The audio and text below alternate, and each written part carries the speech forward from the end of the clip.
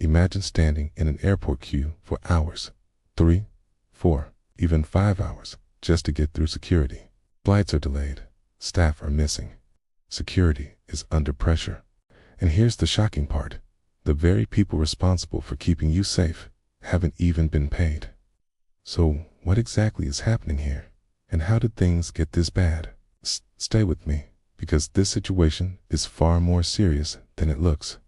The United States has been dealing with a prolonged government shutdown, and one of the most critical departments affected is the Department of Homeland Security. Now, this isn't just political drama happening behind closed doors. This is something that's directly impacting real people, real workers, and real travelers. From airport disruptions to unpaid employees, the effects are spreading fast, and what happened overnight might completely change the situation. In a surprising move, lawmakers held a late-night vote at around 2 a.m. to address the crisis. They agreed to partially fund the Department of Homeland Security, but not everything was included.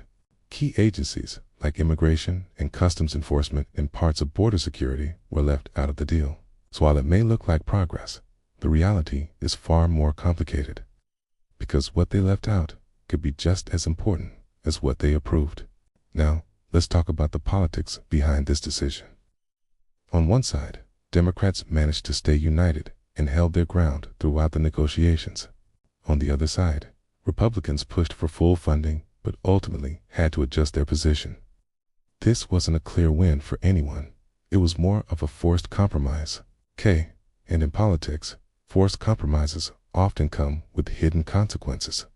But the real reason this decision happened so quickly comes down to one thing. Airports were reaching a breaking point. Passengers were facing delays of 3 to 5 hours just to get through security checks.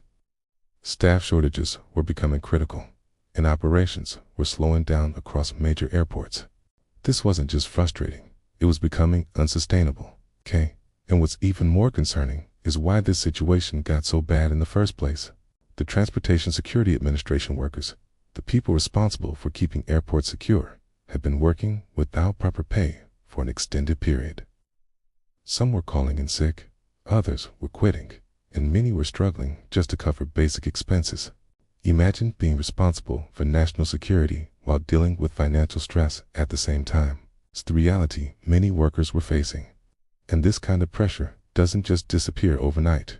If you've made it this far, you clearly care about understanding what's really going on. So let me ask you, do you think governments should ever allow situations like this to reach such a critical point?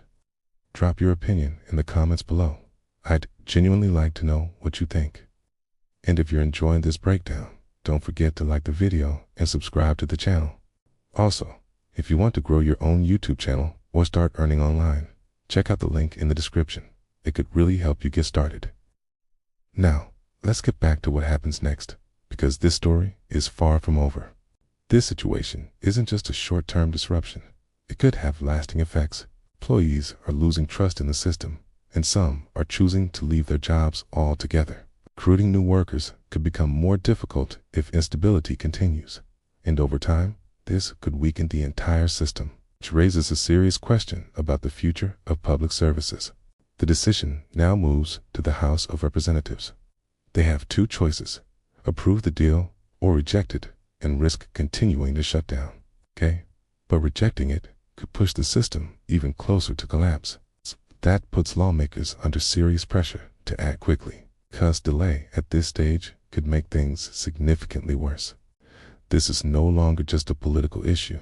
It's about public safety. If airport systems continue to struggle, the impact could go beyond delays and inconvenience. Security risks could increase, and public confidence could drop.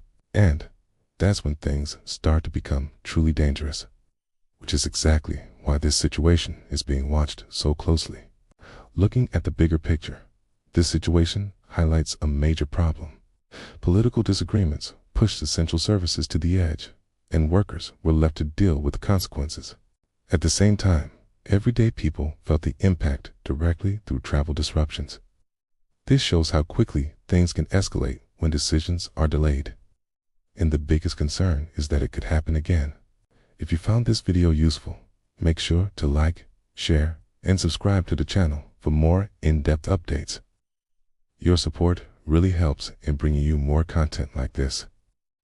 And don't forget to leave a comment. Do you think this situation was handled the right way? I read every comment, so I'd love to hear your thoughts. Thanks for watching, and I'll see you in the next video. Until then, stay informed, because the next update might surprise you.